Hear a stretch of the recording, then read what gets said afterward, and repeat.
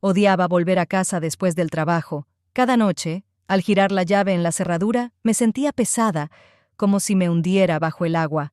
La casa Cavendish nunca había sido un puerto seguro para mí. Más bien parecía un campo de batalla de minas y trampas invisibles. Aquel martes me quedé en la oficina de la constructora Shelbyville. Joanna, la jefa de contabilidad, me pidió que contara los informes trimestrales. «Prue, eres la única en quien puedo confiar estos números», me dijo, y sentí esa rara calidez que se produce cuando te aprecian por tus habilidades en lugar de intentar menospreciarlas. Estaba anocheciendo cuando aparqué mi destartalado Ford delante de la casa. Nuestra casita de 2 plantas en la parte sur de Shelbyville siempre tenía un aspecto demasiado correcto. Arbustos recortados, pintura fresca, césped perfecto. Papá cuidaba la imagen de hombre de negocios de éxito incluso en las pequeñas cosas. Entré en la casa en silencio, con la esperanza de deslizarme hasta mi habitación sin que nadie se diera cuenta. Verity solía estar viendo sus reality shows favoritos a esa hora, y mi padre aún no había regresado de la oficina de su compañía de seguros. Pero algo no iba bien. Había un silencio desacostumbrado en la casa. El televisor, que normalmente funcionaba, estaba mudo, y eso me alertó más que si hubiera oído gritos. Subí las escaleras y lo primero que vi fue la puerta abierta de mi dormitorio. Dentro era un caos. El contenido de los cajones volcado en el suelo, la cama dada la vuelta, cosas de mi armario esparcidas por toda la habitación. Alguien había revisado metódicamente todas mis cosas. ¿Lo has encontrado? La voz de Verity me hizo estremecer. Estaba de pie en la puerta, con los brazos cruzados sobre el pecho. Tenía la misma expresión que yo conocía desde la infancia, una mezcla de desprecio y triunfo. «¿Qué has encontrado?», pregunté dándome cuenta de que estaba en medio de otra tormenta familiar. «No finjas», resopló Verity dando un paso adelante. «El collar de mi abuela, el de zafiro, el que valía $15,000. Me quedé helada. La abuela Elspeth había muerto hacía un mes. Su muerte fue tranquila, mientras dormía, tras una larga enfermedad. Era la única persona de la familia que me trataba con verdadera calidez. El collar de zafiros lo había visto usar solo unas pocas veces, para ocasiones especiales. Era antiguo, con una piedra central del tamaño de la uña de un pulgar rodeada de pequeños diamantes. «No he cogido ningún collar», respondí, intentando mantener la voz firme. Mostrar miedo o enfado delante de Verity era como exponer mi garganta desprotegida a un depredador. «Mientes», siseó. «La abuela siempre te señalaba a ti. Mi pequeña Prudence se parece tanto a mí cuando era joven», imitó la voz de su abuela. «Te habrá dicho dónde escondió las joyas». Respiré hondo. 25 años de convivencia con Verity me habían enseñado que discutir era inútil. Siempre sabía cómo torcer cualquier situación a su favor. «Verity, no tengo ni idea de lo que estás hablando. Si el collar ha desaparecido, quizá deberíamos ir a la policía». Su rostro se contorsionó de rabia. «Ya lo han hecho, y no tardarán en llegar». Papá llamó a la comisaría en cuanto descubrimos que faltaba. Un escalofrío me recorrió la espalda. Verity nunca perdía la oportunidad de hacerme daño, pero ser acusada de robo era un nuevo nivel, incluso para ella. La puerta principal se cerró de golpe, y los pasos de mi padre resonaron en las escaleras. Un momento después, su enorme figura llenaba el umbral de la puerta. Garland Cavendish aparentaba exactamente 56 años. Bigotes grises, profundas arrugas en la frente, fríos ojos grises. Siempre llevaba traje, incluso los fines de semana, como si esperara la visita sorpresa de un cliente importante. «Prudencia». Su voz sonaba seca y formal, como si yo fuera una de sus subordinadas. «¿Has cogido el collar de tu abuela?» «No, padre. Ni siquiera sabía que lo teníamos en casa». Entrecerró los ojos, estudiándome con la mirada que probablemente utilizaba para mirar las reclamaciones de seguro sospechosas. El collar estaba en la caja fuerte de mi despacho. No habían forzado la caja fuerte, así que alguien conocía el código. «No he sido yo», repetí, sintiendo que el corazón me latía con fuerza en el pecho. «Nunca he entrado en tu despacho sin permiso». Verity soltó un suspiro teatral. «Papá, está mintiendo. La vi merodeando por tu despacho el viernes pasado, y ella es la que necesita el dinero». Su mísero sueldo de contable apenas cubre sus gastos. Eso no es verdad. Me opuse, pero mi padre levantó la mano para detenerme. Verity dijo que había visto tu extracto bancario. ¿Pediste un préstamo hace 3 meses? Sentí que la sangre se me escurría de la cara. Sí, pedí un pequeño préstamo, pero no para mí. Estaba ayudando a Orla, mi mejor amiga, con el pago inicial de un piso. Prometió devolvérmelo en 6 meses, cuando recibiera su paga extra, pero no quería meterla en nuestras disputas familiares. Es asunto mío, respondí por fin. Mi padre negó con la cabeza. Así que es verdad, estás endeudado y necesitabas dinero rápido. Yo no cogí el collar. Por fin me tembló la voz. ¿Por qué siempre la crees a ella y no a mí? Porque Verity nunca me ha dado una razón para no confiar en ella, me cortó mi padre. No como tú. Un viejo dolor se agitó en mi interior. Se refería a un caso de hacía 10 años, cuando me acusaron de robar dinero de las arcas del colegio. Era inocente, pero nadie me creyó porque encontraron el dinero en mi taquilla. No fue hasta años después cuando descubrí que fue Verity quien me tendió una trampa para vengarse de un chico que le gustaba y que se fijaba en mí. Pueden registrar mi habitación, mi coche, lo que sea, dije, intentando hablar con calma. No tengo el collar. Ya lo teníamos, sonrió Verity. Seguro que ya lo has vendido, o lo has escondido con la inútil de tu novia. No hables así de Earl. Verity sabía cómo hacerme daño.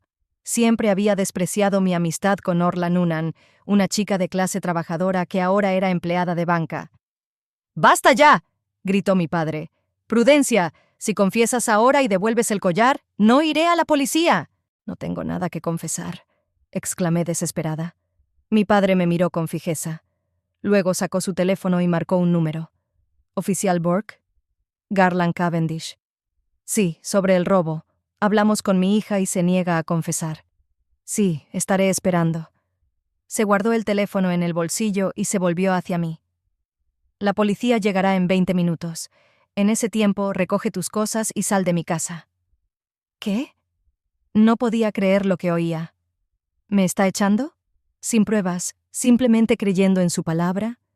Tengo pruebas suficientes, dijo fríamente, y no toleraré robos en mi casa. Tienes 20 minutos. Verity se puso a mi lado con una sonrisa triunfal. En sus ojos vi la misma expresión que había visto 15 años atrás cuando rompió mi muñeca favorita y luego convenció a mi padre de que había sido culpa mía. Los dos os vais a arrepentir de esto, dije en voz baja, sintiendo que la determinación crecía en mi interior. ¿Es una amenaza? Papá me miró con los ojos entrecerrados. No, es un hecho. Empecé a meter lo esencial en una vieja maleta. Ropa, documentos, un portátil. Me temblaban las manos, pero no me permití llorar. No delante de ellos. Mientras bajaba las escaleras con la maleta, Verity se quedó en la puerta principal como un centinela. «¿Sabes?», dijo con fingida tristeza, «la abuela estaría muy decepcionada contigo. Fue un golpe bajo». Me detuve y la miré directamente a los ojos. «La abuela sabía quién eras en realidad, Verity. Me dijo que le dabas pena». El rostro de mi hermana se contorsionó de ira y por un momento vi la incertidumbre en sus ojos. Entonces había dado en el blanco. Papá salió del estudio con un manojo de llaves en la mano. «Dame las llaves de casa», exigió. En silencio saqué la llave del llavero y la puse en la mesa junto a la puerta. «Y del coche también», añadió. «Está a mi nombre. Ese fue el golpe definitivo. Sin coche en Shelbyville, estaba prácticamente inmovilizada. El transporte público era una rareza en nuestra ciudad». «Papá», empecé, pero él me interrumpió. «No me llames así. Ya no eres mi hija». Le entregué las llaves del coche, sintiendo que cada paso hacia la puerta me alejaba de mi antigua vida. Pero lo extraño era que con cada paso era como si me deshiciera de las cadenas invisibles que me habían atado durante años. Empezaba a llover. Me planté en el porche de la casa en la que había crecido con una maleta y un bolso con menos de $100. La puerta detrás de mí se cerró con un último clic. Saqué el teléfono y marqué el único número que podía ayudarme. «Orla, soy Prue. Necesito tu ayuda». 20 minutos después, el viejo Chevy de Orla estaba aparcado delante de la casa. Para entonces estaba empapada hasta los huesos, pero ni siquiera sentía frío. Había un fuego que ardía en mi interior, no de rabia, sino de una extraña y fría determinación. Orla salió del coche con un paraguas. «Dios mío, Prue, ¿qué te pasa?». Le expliqué brevemente la situación mientras cargábamos la maleta en el maletero. Pasó un coche de policía en dirección a la casa Cavendish. Lo seguí con la mirada. ¿De verdad habían llamado a la policía?, jadeó Orla. «Es una locura. Tú nunca robarías nada, y menos a tu propia abuela». «Siempre he sido superflua para ellos», respondí, entrando en el coche. Hoy por fin han encontrado un motivo para deshacerse de mí. Orla vivía en un pequeño piso en el extremo oriental de Shelbyville. No era el barrio más lujoso, pero sí acogedor y tranquilo. Su piso de una habitación, en la tercera planta de un viejo edificio de ladrillo, me parecía el lugar más seguro del mundo en aquel momento. «Puedes quedarte aquí todo el tiempo que necesites», dijo Orla, ayudándome a sentarme en el sofá del salón. «Mañana decidiremos qué hacer». Asentí con la cabeza, sintiendo que el cansancio me invadía. «Gracias, gracias. No sé cómo te lo voy a pagar». «Ni empieces», dijo. «¿Recuerdas cuando me ayudaste con el pago inicial de aquel piso? Ahora me toca a mí». Orla me trajo té y se sentó a mi lado. «¿Qué vas a hacer? ¿Acudir tú mismo a la policía?», negué con la cabeza. «No, tengo una idea mejor». Los recuerdos volvieron a mi mente. Hacía 3 meses, mientras trabajaba en el papeleo de la oficina, había tropezado accidentalmente con unas extrañas transacciones financieras relacionadas con la compañía de seguros de mi padre. Los importes no coincidían, algunos clientes solo existían sobre el papel y los pagos iban a parar a cuentas en el extranjero. En aquel momento decidí no involucrarme. Al fin y al cabo, era mi padre. Pero ahora sí. «¿Recuerdas a Deacon Huxley?», le pregunté a Orla. «Trabaja para Hacienda. Nos conocimos en la fiesta mayor del año pasado». Orla asintió. «¿El chico guapo que hablaba todo el rato de la declaración de la renta?» «Sí, me acuerdo. Todavía tengo su número. Creo que podría estar interesado en algunos de los entresijos del negocio de mi padre». «¿Estás segura?», preguntó Orla con cautela. «Es un gran paso». Miré mi teléfono, donde ya había aparecido una llamada perdida de mi padre. Al parecer, la conversación con la policía no había salido como él había planeado. «Seguro que sí. ¿Creen que he robado el collar? Pues que se enteren de lo que es que te acusen de algo que no has hecho». Abrí el portátil y empecé a redactar la carta, recordando todos los detalles de las transacciones sospechosas que había observado. Números de cuenta, fechas, importes. Todo me vino a la memoria con una claridad sorprendente. «¿Sabes?», dije mirando la pantalla, «mi abuela siempre me decía, Prudencia, tu memoria es tu herramienta más afilada». Parecía que había llegado el momento de utilizarla. El teléfono volvió a sonar. Esta vez era el de Verity. Rechacé la llamada y seguí tecleando. «Se van a arrepentir de lo que han hecho», dije en voz baja. Y muy pronto. La mañana en el piso de Orla empezó con el olor a café recién hecho y el sonido de la lluvia tamborileando en el alero. Me tumbé en el sofá, mirando al techo, intentando darme cuenta de que lo de anoche no había sido una pesadilla. Mi teléfono mostraba 7 llamadas perdidas, 4 de mi padre y 3 de Variety. Ni un solo mensaje. «¿Cómo has dormido en tu nueva casa?». Orla apareció de la cocina con 2 tazas de café. «Sorprendentemente bien», respondí, tomando un trago caliente. Era como si me hubiera quitado una pesada mochila de encima. Orla se sentó en el borde del sofá. «¿Cuál es el plan?». Tomé un sorbo de café, ordenando mis ideas. «Primero tenemos que llamar a Deacon, luego buscar un nuevo trabajo y un lugar donde vivir. No puedo seguir abusando de tu hospitalidad eternamente». «No estás abusando de ella», replicó Orla. «Pero lo comprendo. Necesitas recuperarte». Saqué el teléfono y encontré el número del diácono Huxley. No habíamos hablado desde la fiesta de la cosecha del año pasado, en la que compartimos mesa en una cafetería. Parecía un interlocutor interesante, inteligente, con un inesperado sentido del humor tras la aparente seriedad de un inspector de Hacienda. Intercambiamos números, pero la cosa no pasó de unos cuantos mensajes al azar. Marqué el número y sentí que el corazón me latía más deprisa de la emoción. «Deacon Huxley», respondió su voz grave al tercer timbrazo. Hola, Deacon. Soy Prue Cavendish. Nos conocimos en el Festival de la Cosecha del año pasado. Pausa. Después. Prue.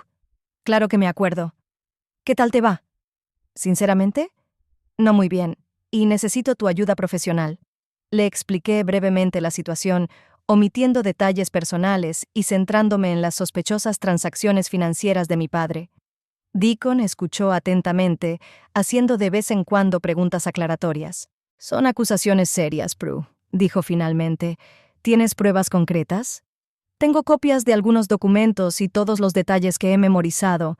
He estado trabajando con esos números, Deacon. Está claro que hay gato encerrado. De acuerdo, quedemos para comer hoy.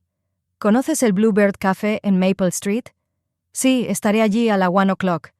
Estupendo. Y Prue, ten cuidado. Si tu padre se dedica de verdad al fraude fiscal, podría ser peligroso. Me reí entre dientes. Créeme, sé de lo que es capaz. El Bluebird Café estaba bastante alejado de la parte comercial de Shelbyville, donde se encontraba la oficina de mi padre. Era un local pequeño y acogedor, con sofás de cuero raído y música anticuada de los años 60. Deacon ya me esperaba en una mesa del rincón más alejado. No había cambiado mucho desde nuestro último encuentro. El mismo pelo castaño bien peinado, ojos marrones atentos detrás de unas gafas de montura fina, una sonrisa reservada. Llevaba un traje estricto, debía de venir directamente del trabajo. Gracias por venir, dije sentándome frente a él. No hay de qué. Pareces cansado. Sonreí irónicamente. Deberías estarlo. No todos los días te echan de casa por una acusación falsa. Pedimos y saqué el portátil, abriendo los documentos que había preparado la noche anterior. Aquí, señalé una hoja de cálculo. Hay extrañas discrepancias en los importes de los pagos del seguro, y aquí hay una lista de clientes que no pude encontrar en ninguna base de datos, y estas transacciones, abrí otro archivo, se repiten cada trimestre, pero no se reflejan en los informes oficiales. Deacon escudriñó los datos, tomando notas de vez en cuando en un pequeño cuaderno. Es impresionante, Prue. Has hecho un trabajo serio. Estaba motivada, respondí secamente. Y buena memoria para los números. Siempre la he tenido. Es suficiente para iniciar una investigación, asintió Deacon. Pero hay que darse cuenta de que el proceso puede llevar tiempo. ¿Hay alguna forma de acelerarlo? Pregunté. Deacon dio unos golpecitos con el bolígrafo en el cuaderno, pensativo. Hay una... Si las sospechas son lo bastante serias, podemos iniciar un bloqueo de las cuentas hasta que se aclaren las circunstancias. Pero para ello tendría que involucrar a mi supervisor. ¿Y con qué rapidez podría ocurrir eso? Con todos los datos necesarios y claros indicios de irregularidades, en 48 horas. Asentí con la cabeza. Haz lo que tengas que hacer. Quiero que sientan las consecuencias de sus actos. Hablamos durante 1 hora más o menos. Deacon me interrogó sobre los detalles del negocio de mi padre, y yo le conté todo lo que sabía. Poco a poco, la conversación se volvió más personal. ¿Dónde vives ahora?, me preguntó. En casa de un amigo, temporalmente. Estoy buscando trabajo y un lugar donde vivir. Sobre el trabajo. Mi tía tiene una pequeña empresa de contabilidad al otro lado de la ciudad. Ella ha estado buscando a alguien con experiencia en contabilidad. Puedo concertarte una cita. Le miré agradecida. Sería estupendo. Mientras nos despedíamos, Deacon me cogió la mano de repente. Me alegro de que hayas llamado. Es una pena que haya tenido que ser en estas circunstancias. Sentí que mis mejillas se calentaban ligeramente. Yo también me alegro, y... gracias por tu ayuda. Te llamaré en cuanto haya noticias, prometió. Cuando volví con Orla, descubrí que el número de llamadas perdidas de la familia había aumentado a 12. A ella se sumaba un mensaje de mi padre. Prudence, tenemos que hablar, es importante. Lo ignoré y en su lugar me puse a mirar los listados de pisos en Shelbyville. Los precios eran desagradablemente altos para mi presupuesto, sobre todo teniendo en cuenta la pérdida de mi trabajo. Dudaba que mi padre me dejara volver a la empresa de construcción donde él era un cliente importante. ¿Cómo fue la reunión?, preguntó Orla al volver del trabajo. Productiva. Deacon se ha hecho cargo y puede que incluso ayude con el trabajo. Oh, se estiró Orla con una sonrisa socarrona. Es guapo ese inspector de Hacienda tuyo. No es mío, repliqué, sintiendo que volvía a sonrojarme. Solo es un hombre amable que aceptó ayudar. Claro, claro, me guiñó Orla. ¿Y un lugar donde vivir? Suspiré. Todavía no hay nada adecuado. O es demasiado caro, o está en barrios donde da demasiado miedo salir después del atardecer. No tengas prisa. Quédate conmigo hasta que encuentres algo bueno. A la mañana siguiente, me desperté con una llamada. Deacon. Prue, no vas a creer esto. Mi jefe tomó el caso personalmente apenas vio los archivos. Dice que hace tiempo sospecha algo así en la industria de seguros de Shelbyville. ¿Y ahora qué? Las cuentas de seguros Cavendish han sido embargadas, y las cuentas personales de tu padre también. Se ha iniciado una investigación oficial. Sentí una extraña mezcla de triunfo y tristeza. Era mi padre, por muy mal que me tratara. Gracias, Deacon. ¿Y ahora qué? Ahora esperamos. Además, mi tía Laurel quiere verte esta tarde a las 3 o'clock. Le di tu número, te llamará pronto. La tía de Deacon resultó ser una mujer enérgica de unos 50 años, con el pelo corto y una mirada perspicaz. Su pequeña empresa de contabilidad, Huxley & Associates, ocupaba el primer piso de un viejo edificio en la zona este de Shelbyville. Deacon dice que eres un buen contable, dijo tras una breve entrevista. Y a juzgar por la forma en que expusiste las maquinaciones de tu padre, tienes buen ojo para los detalles. Gracias, respondí, un poco avergonzado por su franqueza. Puedo ofrecerte un puesto de auditor junior. El sueldo no es el más alto, pero es justo, y hay perspectivas de crecimiento. Lo acepto, dije sin vacilar. Estupendo. ¿Puedes empezar el lunes? Por supuesto. Al salir de la oficina, sentí que el peso de la incertidumbre se aliviaba un poco. Tenía trabajo. Ahora solo tenía que encontrar un lugar donde vivir. Mi teléfono sonó de nuevo. Esta vez era Verity. Estuve a punto de pulsar rechazar, pero algo me detuvo. Curiosidad, tal vez. ¿Sí? Respondí fríamente. Prue, por fin. La voz de Verity sonó aterrorizada. ¿Qué está pasando? Nos han bloqueado todas las cuentas. Papá está intentando llamar a su banquero, pero dice algo de una investigación fiscal. ¿Tienes algo que ver con esto? No tengo ni idea de lo que está hablando, respondo con calma. Pero parece que tienes problemas. ¡No juegues conmigo!, gritó Verity. Sabemos que eres tú. Papá está furioso. ¿Y tú, Verity? ¿Tú también estás furiosa o aterrorizada? ¿Qué pasará con tus tarjetas de crédito si las cuentas siguen bloqueadas? Hubo una pausa. Entonces Verity habló más bajo, casi suplicante. Mira, Prue, sé que no somos las mejores hermanas, pero esto es serio. Papá dice que se enfrenta a la cárcel si no se resuelve esta situación. Es una pena, dije sin compasión. Quizá debería haberlo pensado antes de meterme en el fraude fiscal. Prue, por favor. Escúchame bien, Verity. No tengo el menor deseo de ayudarte. Me acusaste de robar, me echaste de casa, me dejaste en la indigencia, así que puedes resolver tus propios problemas. Me desconecté, sintiéndome extrañamente satisfecho. Por primera vez en mi vida, no era yo quien ponía excusas y pedía disculpas. Esa noche, Deacon me invitó a cenar. Quedamos en un pequeño restaurante italiano donde, según él, hacían la mejor pasta. Hay novedades, dijo mientras pedíamos. Y son interesantes. Cuéntame, dije, dando un paso adelante. La investigación reveló algunas transacciones extrañas relacionadas con la casa de empeños Golden Chain de la avenida Highland. ¿Adivina quién empeñó allí un collar de zafiros hace 3 semanas? Me quedé helada. ¿Verity? Deacon asintió. Así es, consiguió $7,000. No es el valor íntegro, claro, pero el dueño de la casa de empeños describió las joyas y coincidían con las que te acusaron de robar. Me recosté en la silla, tratando de encontrarle sentido a la información. ¿Así que Verity había robado ella misma el collar, lo había empeñado y luego me había acusado para evitar sospechas? Eso parecía. El dueño de la casa de empeños dijo que parecía nerviosa y me pidió que no le contara a nadie el trato. Prometió volver a comprar el collar en un mes. Pero, ¿por qué necesitaba el dinero?, me pregunté en voz alta. Su padre siempre se había asegurado de que tuviera todo lo que necesitaba. Deacon sacó otra hoja de la carpeta. Aquí podría estar la respuesta. Se descubrió que tu hermana tenía una deuda de unos $9,000 con un casino en línea, y por lo que parece, intentaba ocultárselos a tu padre. No podía creer lo que oía. ¿Verity es una adicta al juego? No encajaba con la imagen de hija apropiada que siempre había cultivado. ¿Tu padre lo sabe? Ahora sí, Hacienda se ha puesto en contacto con él por todas las irregularidades, y también surgió la historia del collar.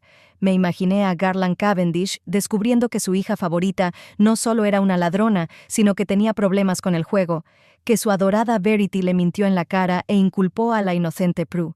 ¿Qué será de ellos?, pregunté. Depende de lo seria que sea la investigación. Las cuentas permanecerán bloqueadas hasta que se aclaren todas las circunstancias. Si los delitos fiscales se confirman en su totalidad, tu padre podría enfrentarse a una cuantiosa multa y posiblemente a la cárcel. Permanecí en silencio, digiriendo la información. La venganza era más dulce de lo que esperaba, pero al mismo tiempo me dejaba un extraño sabor amargo. ¿Te arrepientes de lo que has hecho?, preguntó Deacon en voz baja, mirándome atentamente. No, respondí con firmeza. Se lo merecían, pero sigue siendo mi familia, por muy tóxica que sea. Deacon asintió comprensivo. ¿Sabes lo que me sorprende de esta historia?, dijo. Que a menudo las personas que parecen más respetables son en realidad las menos honestas. Y viceversa, añadí. Aquellos a los que se considera problemáticos, a menudo simplemente se niegan a seguir reglas falsas. La pasta estaba deliciosa, y el vino, ligero y afrutado. Hablamos de música, libros, películas antiguas, de todo menos de mi familia y de delitos fiscales. Y por primera vez en mucho tiempo me sentí como una chica normal en una cita normal, no como una marginada intentando sobrevivir a una traición. Deacon me acompañó al piso de Orla. En la puerta se movió torpemente de un pie a otro. Estaba pensando, ¿quizá te gustaría ir al cine este fin de semana? A menos, claro, que tengas otros planes. Sonreí. Me encantaría. Cuando entré en el piso, Orla estaba sentada en el sofá con su portátil. ¿Cómo te ha ido?, preguntó con una mirada socarrona. Productivo, respondí, repitiendo mi respuesta de hace 2 días, pero esta vez con una sonrisa. ¿Y? Y vamos a ir al cine este fin de semana. Orla levantó la mano victoriosa. Lo sabía, ya teníais química en aquel festival. Me reí y me senté a su lado en el sofá. Yo también tengo trabajo, y creo que voy a empezar una nueva vida. Deberíamos brindar por eso. Orla sacó una botella de vino blanco de la nevera. Por los nuevos comienzos. Brindamos y pensé en lo extraña que es la vida. Hace solo 3 días era la hija infeliz de una familia tóxica que intentaba complacer a un padre que nunca me apreció. Y ahora estoy sentada en un piso acogedor con mi mejor amiga.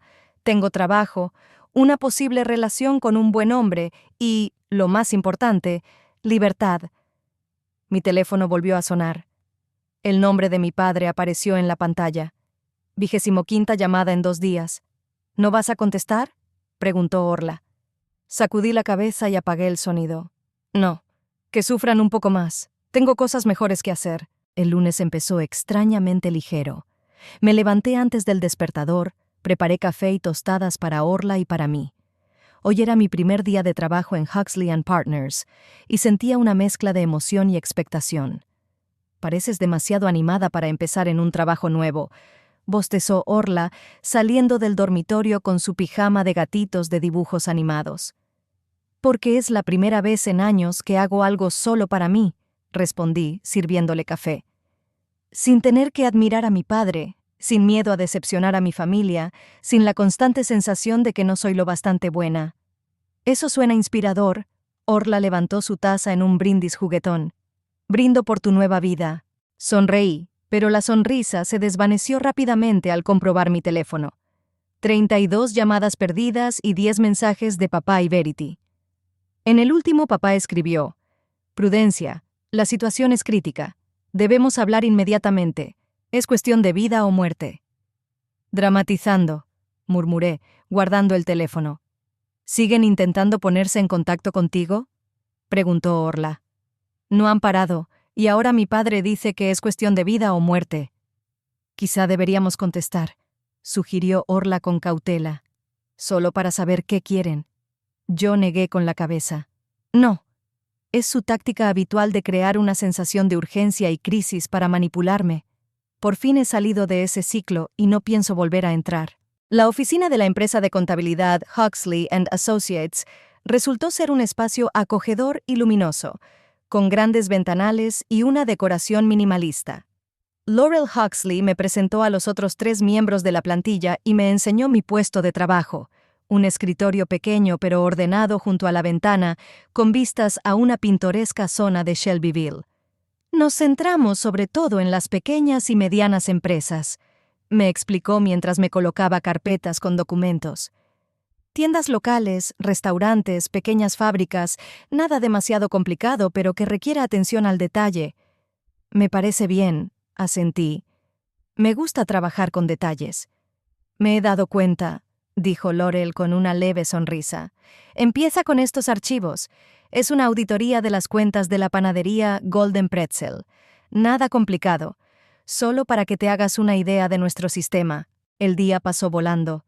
El trabajo era interesante, los compañeros amables y el ambiente relajado y profesional, sin arrebatos tóxicos, sin tensión, sin sentir que tenía que demostrar constantemente mi valía. Al final de la jornada laboral, recibí un mensaje de Deacon. ¿Qué tal tu primer día? ¿La tía no te ha tenido muy ocupada? Sonreí mientras tecleaba una respuesta. Genial.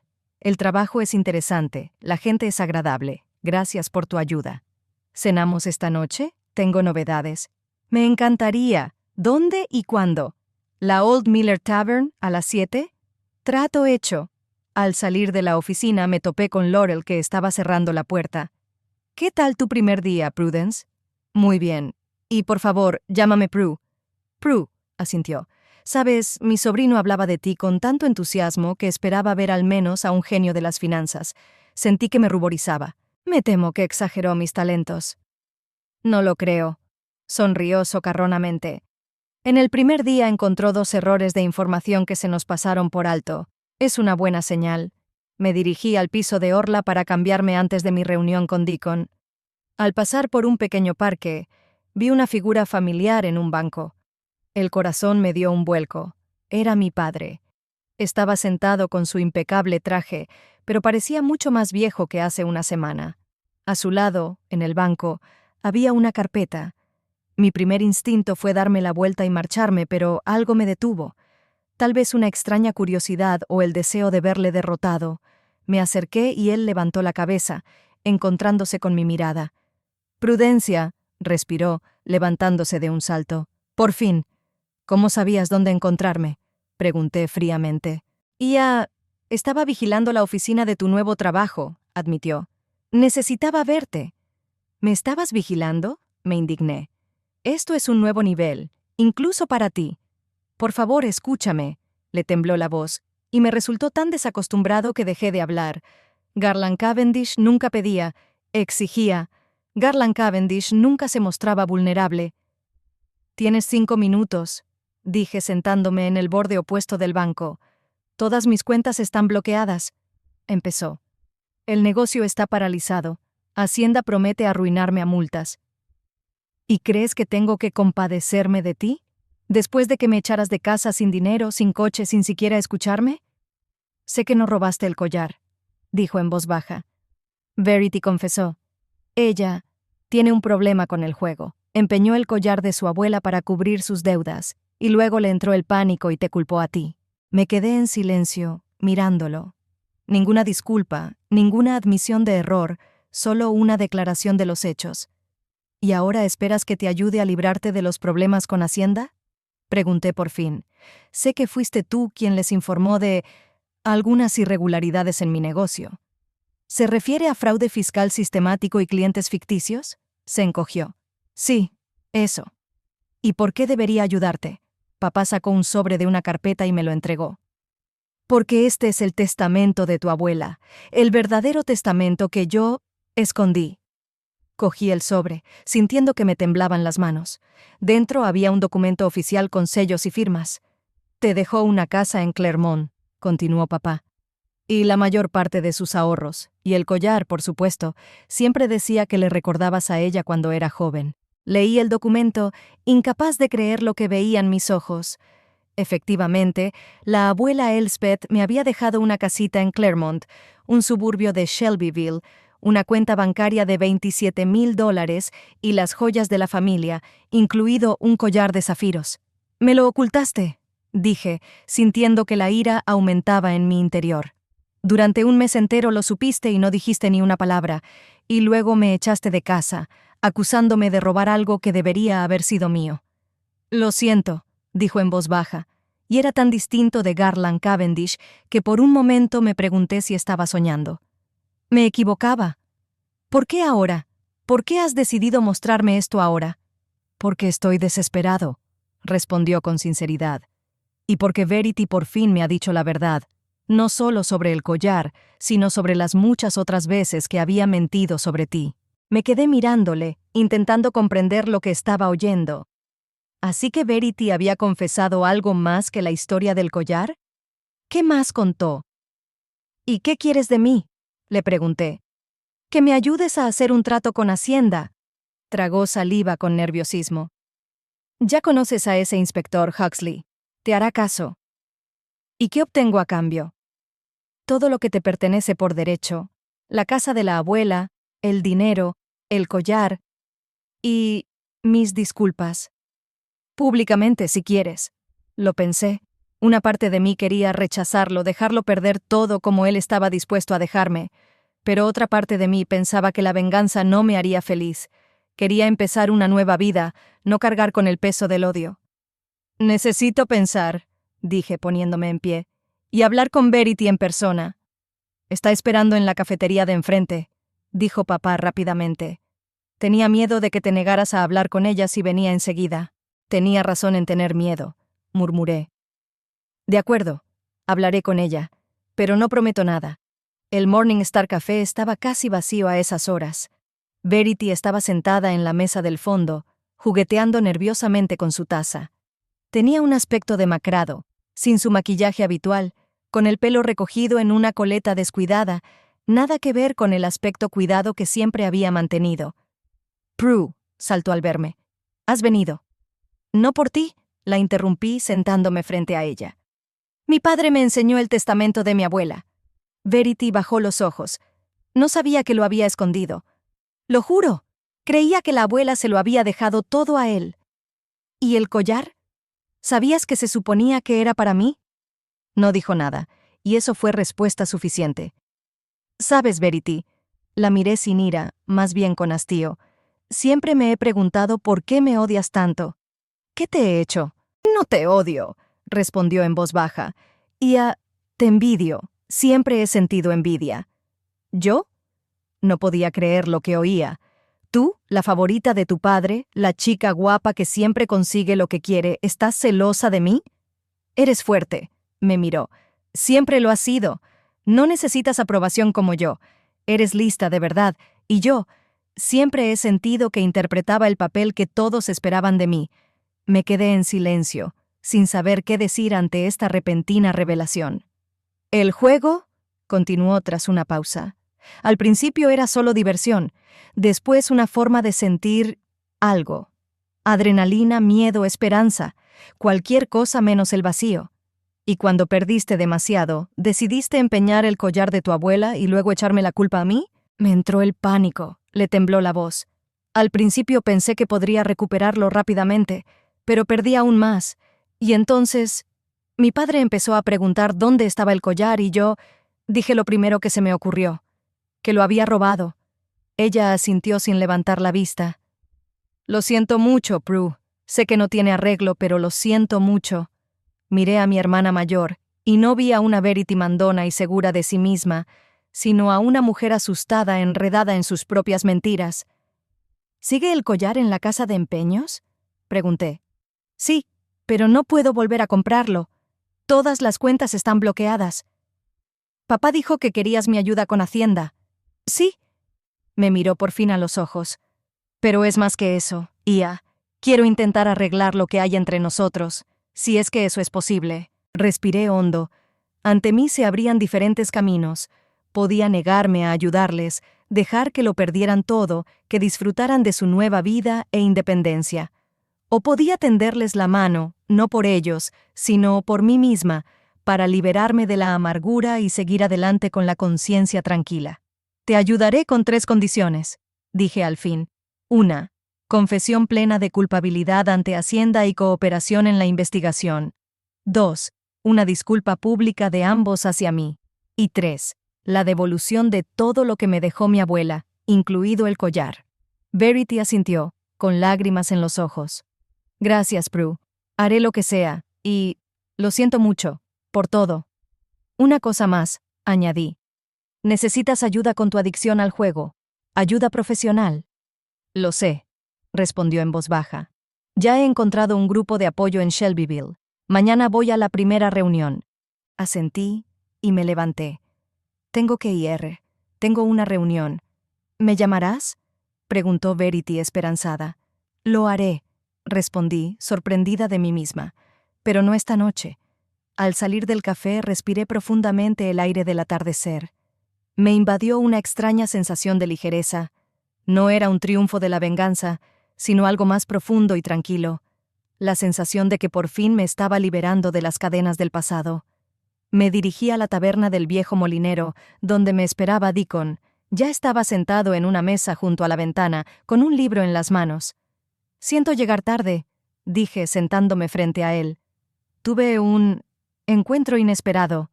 ¿Va todo bien?, preguntó preocupado al notar la expresión de mi cara. Sí, es que un día raro. Me encontré con mi padre y mi hermana. Deacon alzó las cejas, sorprendido. ¿Cómo fue? Le hablé de la conversación, del testamento de mi abuela, de la confesión de Verity y de mi decisión de ayudarlos. ¿Seguro que quieres hacerlo?, me preguntó. ¿Después de todo lo que te han hecho? No lo hago por ellos, respondí. Lo hago por mí.